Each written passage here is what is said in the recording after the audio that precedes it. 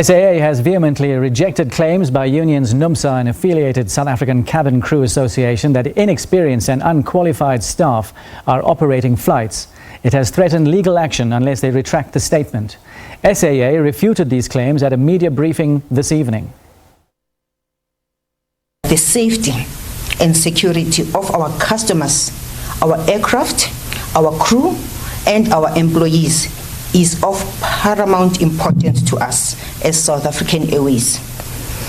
SAA calls on the South African Cabin Crew Association, which I refer to going forward as SACA, and the National Union of Metals Workers Association of South Africa, which I will refer to going forward as NUMSA, to retract the untruthful and unfounded statements and allegations that the flying through the national carrier is unsafe.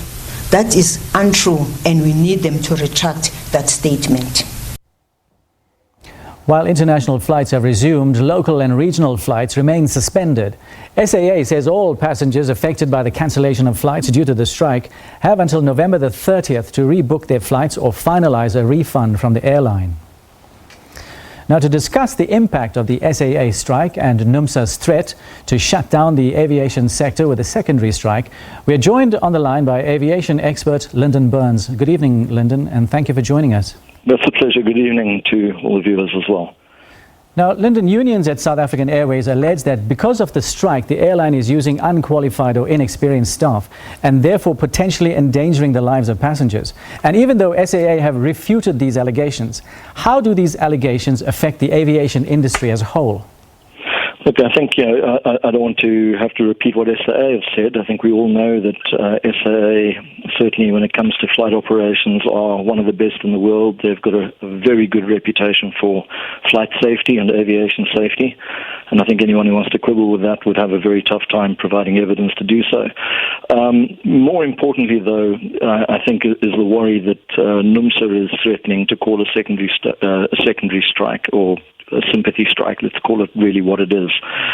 And I think, it's important that we recognize exactly what's at stake. Yeah. This is a sector, the air transport sector in South Africa supports 472,000 jobs. And I'm quoting here statistics from a very recent study done by Oxford Economics on the economic impact and significance of air transport to South Africa.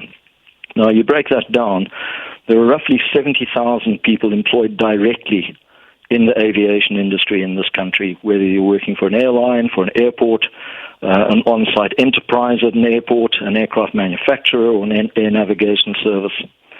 Now, in addition, by buying goods and services from local suppliers, the sector supports another 115,000 jobs.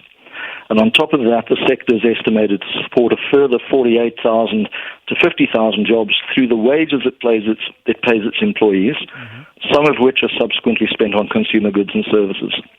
Now, we've also got a lot of foreign tourists who arrive by air in South Africa who spend money in the local economy, and they're estimated to support at least 240,000 jobs in the economy.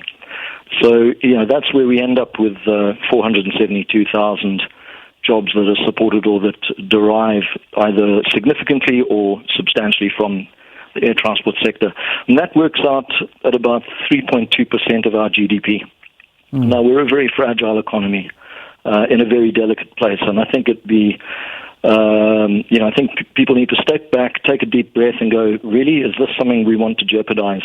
If we look at it in terms of monetary value, we're looking at $9.4 billion in gross value added to our economy.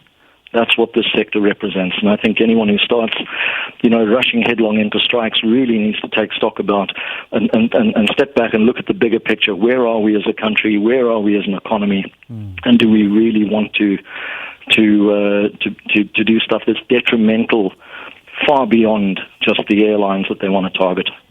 Now, Linden, do airlines have contingency plans in place in order to minimize strike action? It seems like SAA does have such a plan. Yeah, I can't speak for the airlines, but I do know that we do have charter companies in the country that are able to provide at short notice some additional capacity, both in terms of aircraft and crew.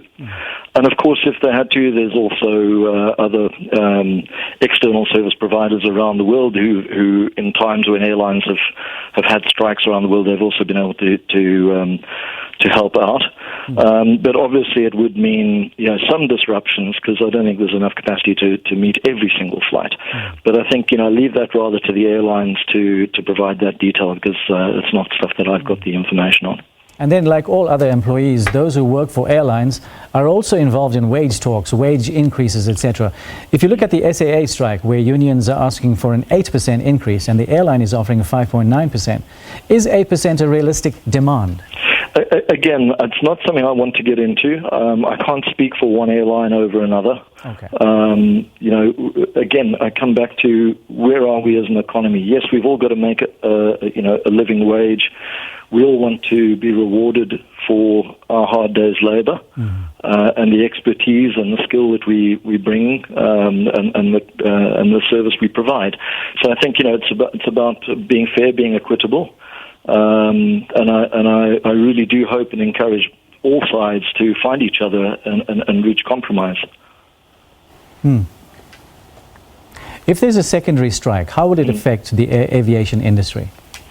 Well, I think as I outlined, there's a huge amount at stake from an economic point of view.